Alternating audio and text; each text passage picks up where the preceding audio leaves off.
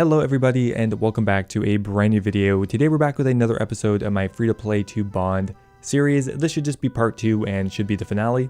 I finished the last episode at around 1.3 mil, and while we're only around a quarter of the way there to a bond, starting from 1 GP really does slow things down, so I think the first quarter is going to take the longest by far. So today I'm going to be trying out some new money making methods to see how quickly we can earn a bond. Currently it's been around 6 hours. If you guys are enjoying this type of video, I would appreciate it if you took the time to leave it a like, and let's get started. That's kind of weird. Banana is selling for 400 GP right now, and even maybe 500. Oh my god, we gotta get on that. Don't you worry a second. I will go get you your bananas. Please don't go do something stupid like pick them yourself. Okay, there's kind of 2 ways to get bananas. We can go to Karamja and just pick them ourselves. I think that will probably be quicker, because once again, we can just go ahead and deposit them in the safety deposit box. Alternatively, we could just buy them from the food store, but I think this will be quicker. Well, I'm gonna start off by picking like 100 bananas, and we'll see if we can actually sell them off for 400 GP. That would be pretty damn sweet. Okay, I decided just to do 100 bananas for now, just in case this doesn't actually work out. I don't want to waste too much time picking bananas because otherwise it's not a very good money-making method. We went ahead and got just over 100, so we got 108. And let's see if we can pop these in here for 400, 399.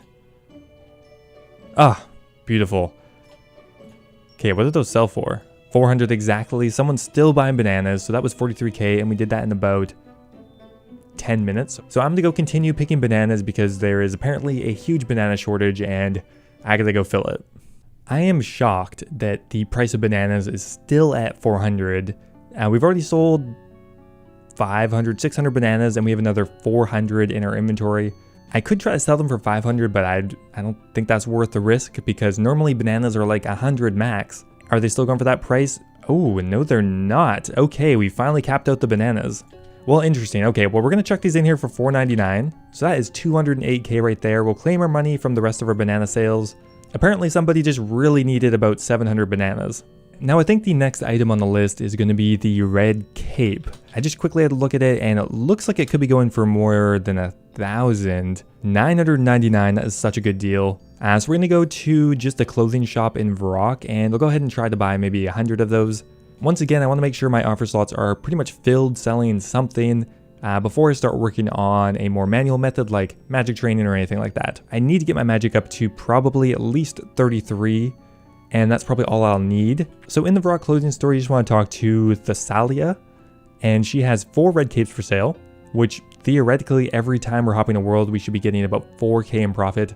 I'm not really sure how quickly these capes will sell off, but now the nice thing about capes is that clans will often use them, which means they'll need a very high volume of random capes sometimes, and some of them are free to play. That often is why team capes are so valued, but buying these red capes is a lot more accessible. You don't have to go in the wilderness, and probably going to be better money in its current state.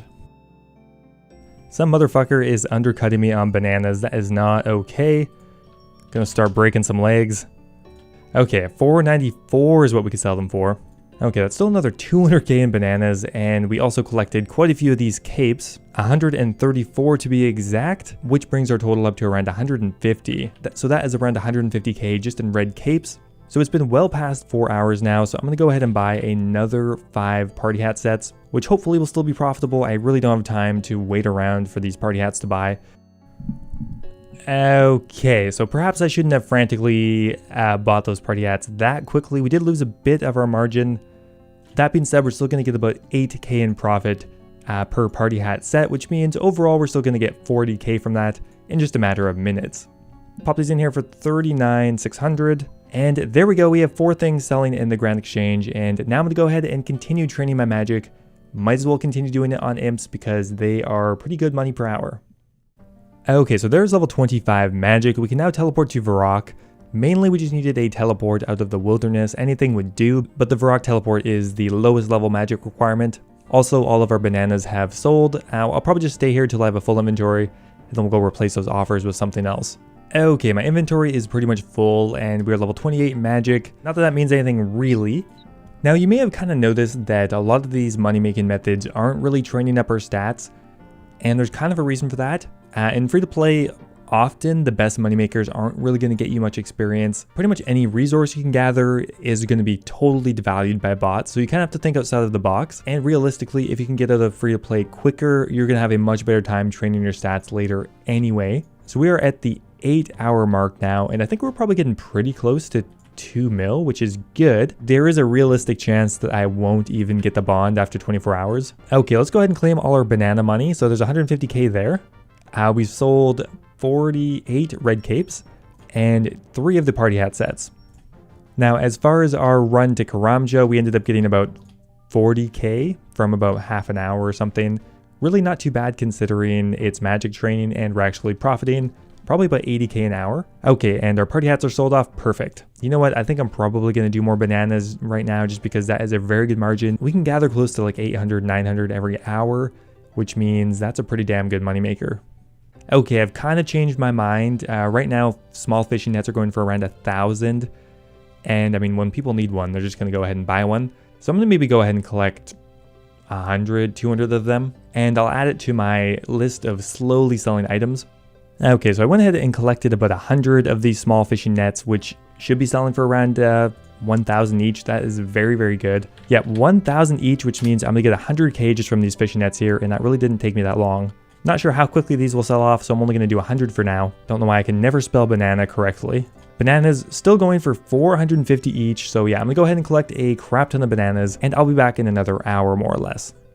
Things are actually selling off really quickly. Like, I can't actually really keep up with all these offers, and that is really good because the individual GP per hours on these items are extremely high for free to play anyway. The only issue being the sell speed. So let's go ahead and collect all of these offers here. We have 159k in bananas, 99k in small fishing nets, and 90k in red capes. And on top of that, we have another 467 bananas in our inventory, which is pretty damn good. Down to 290, but you know what? I'm just going to put them back in here for 430.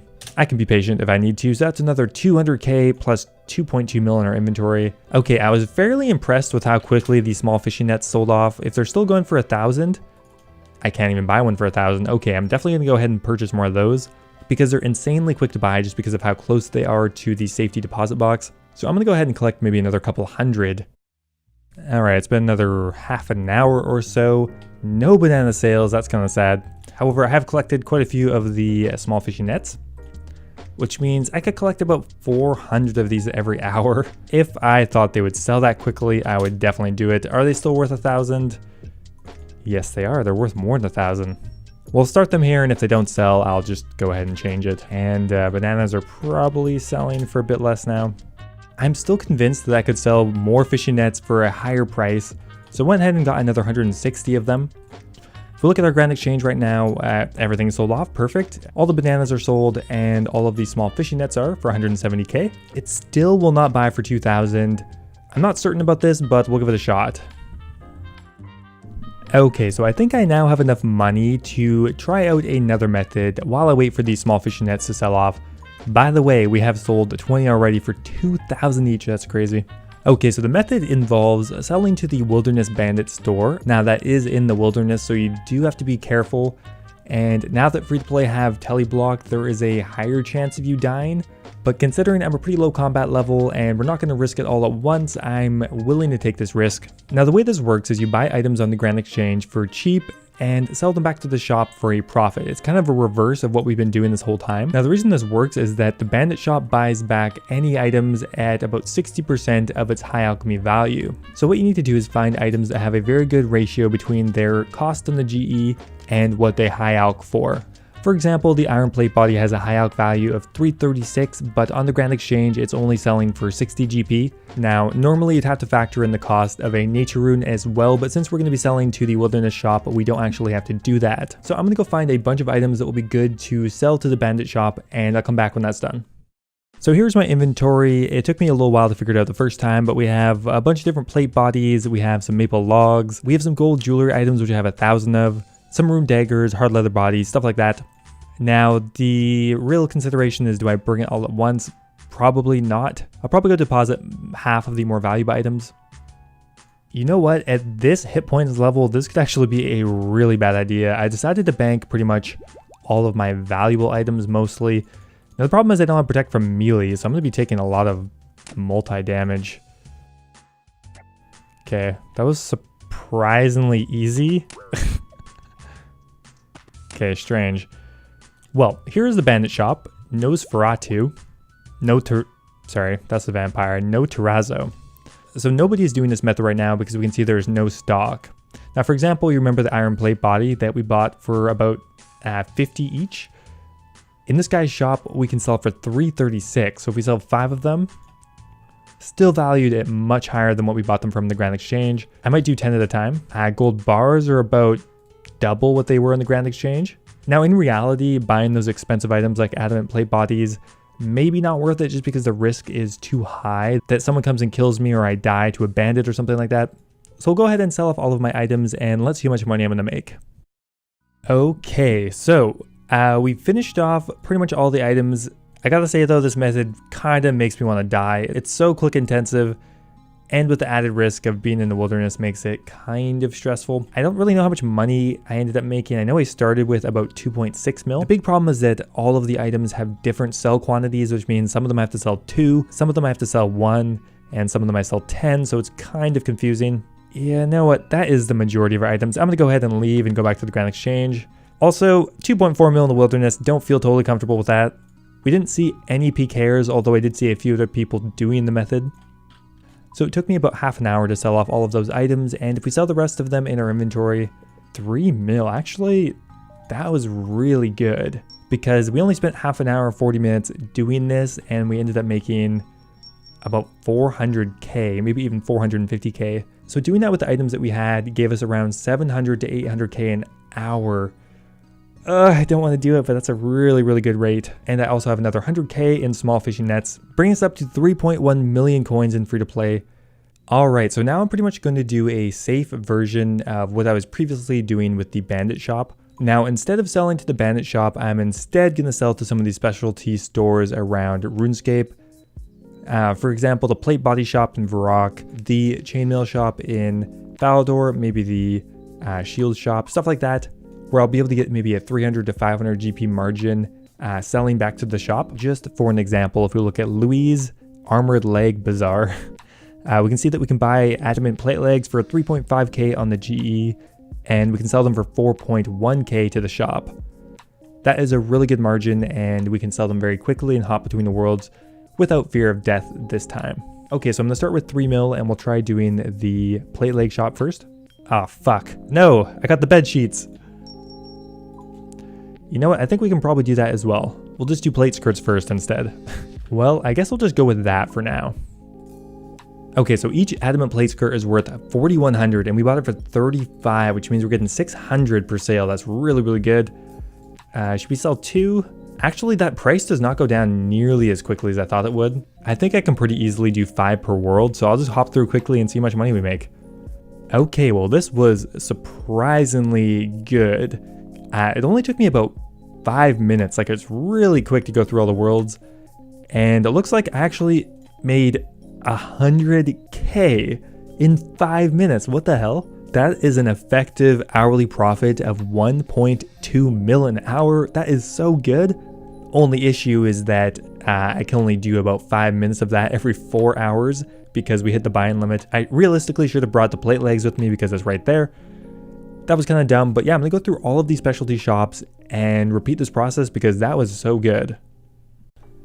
Okay, so I'm just gonna repeat the process with Wayne's chainmail shop as well as the shield shop up in Falador. Okay, doing both of those netted us 113k. Definitely not as good as the chain skirts, but okay, let's move on to the next shop.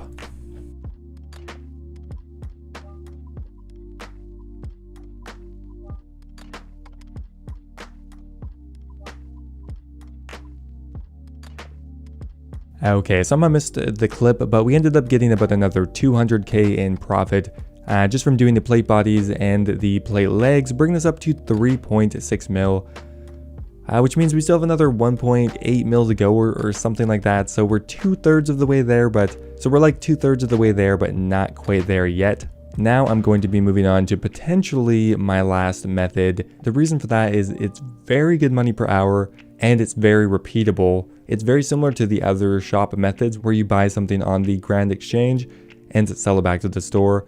The only difference is the bow shop has buy-in limits that are much higher. We can get 18,000 maple longbows if we wanted. And now I've estimated you can do about 3,600 an hour, which means doing 10,000 would be enough to do it for about 3 hours. Now there are a few different bows that are profitable to sell to the shop, the main one being the maple longbow. However, the maple shortbow and the willow longbow also are going to be profitable. And so it's very simple. All we're going to do is hop through all of the free-to-play worlds, selling 10 per world. And on average, I think we're going to get around 800 to 900 GP per world hop.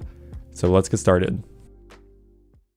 I actually kind of like this method. While it's not actually AFK in any way, it is way less stressful than the wilderness method. You can totally just zone out and watch a movie or something while you do this, because you only need to click once or twice every 5 or 6 seconds. It's not as intensive as some other methods. So I went ahead and did it for 1 hour, and I ended up with about 2,300 cash in our inventory. And I also invested another 1.7 mil in about 6,000 maple longbows, which means effectively I'm at about 4 mil right now. So to get my bond, I probably need to do another 12,000 maple longbows, including this one right here, which is about 1,200 world hops, which is going to take me roughly 3 or 4 hours. Realistically, at this point, I just need a method I can grind out and just get the bond. So let's go ahead and just get it done. Well, I ended up doing about 3 hours of that, and clearly somewhere along the way, I made a gross miscalculation. The main thing being the GP per hour. I thought it was closer to 400k, but even with the 3 different bows I was doing, it was probably only about 200, which means that we're only at 4.7 mil, and now we have about 8 hours left. We've been working on this video for 16 hours. Now, to finish this off, I'm going to be selling more items to the Wilderness Bandit shop just because the GP per hour is so high there. And now that it's been longer than 4 hours, I can go ahead and buy a lot of the better items back again. Unfortunately, since the last time I checked a bond, I think it's gone up 400k. Currently worth 5.6 mil. God damn it. Okay, so once again, I'm just going to go through a bunch of different items here, pretty much insta-buying all of them. So I'm going to go ahead and invest all 4.7 mil or whatever I was at. And hopefully after 1 or 2 more iterations of this, we will have enough money for a bond. Okay, I think after long last, we are pretty much done. We've done quite a few inventories of the Bandit shop. Now, to be a bit safer, I decided to do it in about 700k 1 mil increments. I definitely didn't want to risk it all at once because I would be so devastated if I ended up losing all of my money at this point. Okay, I think that is the final inventory. I have 780k in the inventory. Let's head back to the GE and we'll see how much money we are at. I think we have enough. Okay, so I've been working on this for about 18 hours now. Let's see if we have enough for a bond. I think we do. We got 4.9 in the bank, bringing us up to 5.7 million GP. All right, I forgot about these actually. Okay, so we're actually well past that. Damn, that method is so good. Okay, 5.8 mil, that's gotta be enough. Come on, there it is. A bond in free to play. 18 hours, 18 and a half hours almost. Okay, that makes me sad. What the hell? Why did the guide price say it was so high? I actually wasted like an entire hour. Okay, well, I overshot it by about 550k. I'm just gonna say this took 17 hours. Fuck it, we are done. Bond acquired. Anyway, guys, I hope you enjoyed the video. I hope you found it useful. I hope you learned something. If you did, I would really appreciate it if you took the time to leave the video a like, because this took quite a while. Thanks for watching, guys, and I will see you next time.